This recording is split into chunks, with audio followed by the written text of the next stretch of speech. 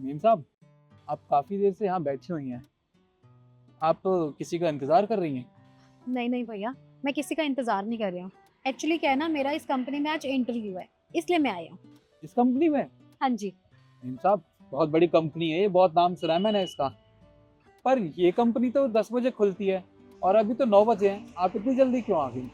वो क्या है ना भैया, मेरी मम्मी मुझे हमेशा से एक ही चीज़ समझाती है कि जब भी हमें कहीं जाना हो ना, या किसी ज़रूरी काम के लिए या कहीं भी जाना हो, तो हमेशा टाइम से पहले जाना चाहिए। और इससे सामने वाले को लगता है कि हम अपने काम को लेके बहुत ईमानदार भी हैं और टाइम को लेके बहुत पंक्चुअल भी हैं। तो इसलिए मैं जल्दी आ गई। अरे वाह! मीम साहब, ये तो बहुत अच्छी बात है। आपकी माताजी ने बहुत अच्छी सीख दी है आपको, वरना आजकल तो लोग लेट ही जाते हैं हर जगह पे। वैसे मीम साहब, आप कितनी पढ़ी लिखी हैं? मैंने एमबीए की हुई है। एमबी? हनी एमबीए क्या होती है? हम तो ये दुकान लगाते हैं। वैसे आप इतनी पढ़ी लिखी हैं तो कोई बहुत बड़ी डिग्री होती होगी ये। हाँ, बड़ी तो होती है। वैसे आपने ये एमबीए हाँ जी, एमबीए। एमबीए किया हुआ है तो आप तो पहले भी किसी कंपनी में काम करती होंगी शायद। हाँ, किया है, 2-3 कंपनियों में काम किया है। अच्छा, तो फिर आपने वहां से काम छोड़ के यहाँ आना क्यों सही समझा?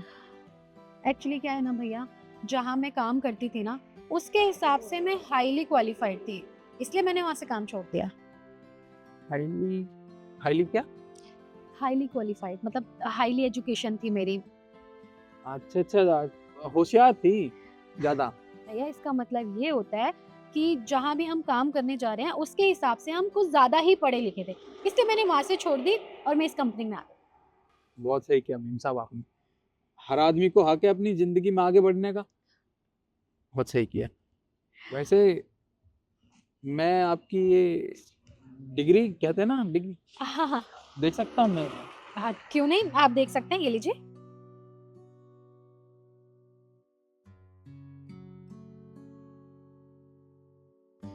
अब वैसे आप कितने पढ़े लिखे हैं?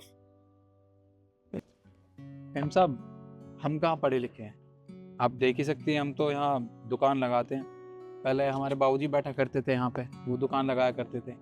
पर अब वो इस दुनिया में नहीं है। जब मैं छोटा था तभी से बाबूजी यहाँ पे ले आया करते थे मुझे, इसलिए मैं पढ़ भी नहीं सका। तो उनके जाने के बाद मैं ये काम संभालता हूँ। वैसे आपको पता है, ये कंपनी ना टॉप 10 कंपनियों में से एक आती है। बहुत अच्छा खासा नाम है इस कंपनी का, जहाँ आप अपनी दुकान लगाते हैं। जी मैम साहब, ये तो है।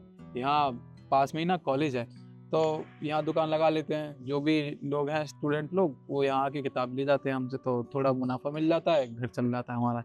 ये तो अच्छी बात जी, ये लीजिए। तो हेलो, हाँ बोलो। क्या तबीयत खराब हो गई? अरे कल तो दवाई दिलवाई थी तुमको, अब फिर दोबारा तबीयत खराब हो गई। अरे मैं कैसे आ जाऊं दुकान छोड़ के? यहाँ कोई भी नहीं है दुकान देखने वाला। अभी स्कूल कॉलेज की छुट्टी होगी तो बच्चे आएंगे ना किताब लेने। अच्छा, ज्यादा तबीयत खराब है? ठीक है चलो, मैं आता हूँ, मैं आता हूँ। मीम साहब, आप मेरी एक मदद करेंगे छोटी सी? है। मदद? हाँ हाँ जी, बोलिए। वो क्या है ना मीम साहब, कि मेरी बीवी की तबीयत बहुत ज़्यादा ख़राब है, मुझे उसे दवाई दिलवाने जाना है। अभी स्कूल कॉलेज की छुट्टी होगी तो यहाँ पे लोग आएंगे किताबें लेने। आप जब तक मेरी दुकान का ख्याल रख लेंगी, बस मैं थोड़ी देर में आ जाऊँगा। और भैया, आप पता नहीं कितनी देर में आएंगे, और थोड़ी देर बाद मेरा यहाँ पे इंटरव्यू है। और आप तो जानते हैं ना कि इंटरव्यू वगैरह जैसी जगहों पे हमें टाइम से जाना चाहिए। और आपका तो कोई पता भी नहीं है कि आप कितनी देर में आ जाओगे। बस मैडम, ये 15-20 मिनट में आ जाएंगे, यही पास में ही तो घर है हमारा। दवाई दिलवा के डॉक्टर साहब से आ जाएंगे। और बस थोड़ा देख लीजिए, अब बेबी की तबीयत ज़्यादा ख़राब है। ठीक है, पर आप प्लीज जल्दी आ जाना। जी जी।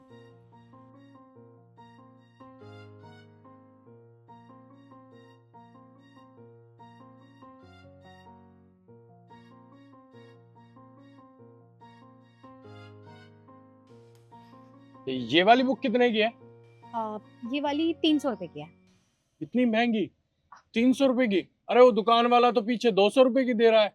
देखिए मुझे पीछे वाले दुकान वाले से कोई मतलब नहीं है, वो 200 की दे, 100 की दे या फिर 500 की दे, मुझे तो मेरी दुकान से मतलब है।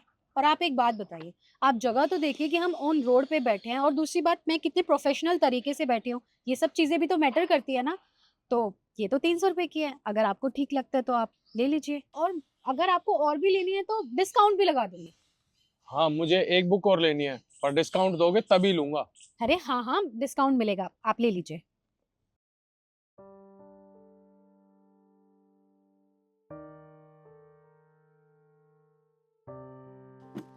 हाँ, एक ही लेनी है। ठीक है, आपके टोटल 1200 रुपये हो गए, तो डिस्काउंट के हिसाब से आप मुझे 1000 रुपये दे दीजिए। ठीक है, ये लीजिए। Thank you.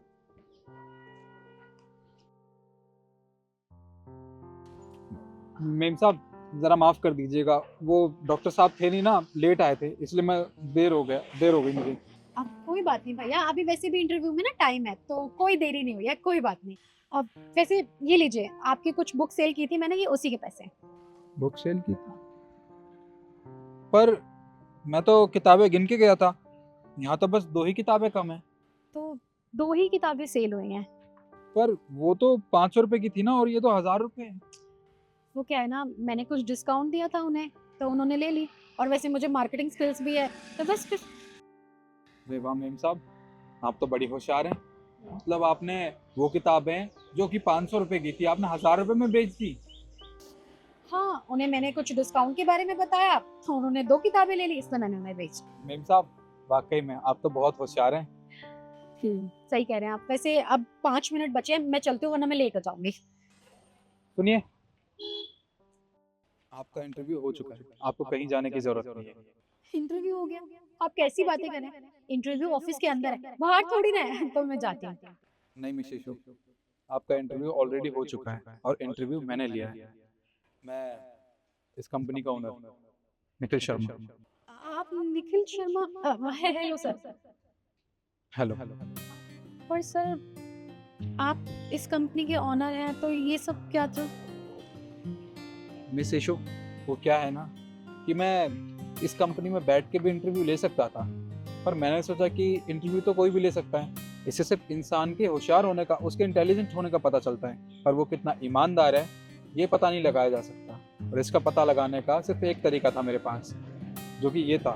मैंने सोचा कि इस बार क्यों ना कुछ डिफरेंट तरीके से इंटरव्यू लिया जाए, और इस इंटरव्यू में आप बिल्कुल पास हो गई हो। और एक बात और बताऊं, आप में जो 3 स्किल्स है ना, वो बहुत ही अच्छी हैं, जो कि मुझे मेरी कंपनी में चाहिए। एक, आप में मार्केटिंग स्किल्स बहुत अच्छी है। आपने बताया कि वो बंदा एक किताब लेने आया था और आपने उसे 2 किताब बेच दी। दूसरा, वो किताबें सिर्फ 500 रुपये की थी और आपने उनको 1000 रुपये में बेच दिया।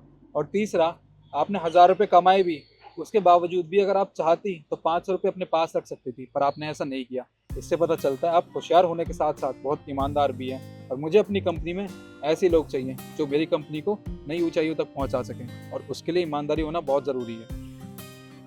Thank you so much sir, आपने मुझे एक मौका दिया। आपको थैंक यू बोलने की ज़रूरत नहीं है, बल्कि हमें तो हमारी कंपनी में आप जैसे ईमानदार लोग ही चाहिए। सो कल मिलते हैं।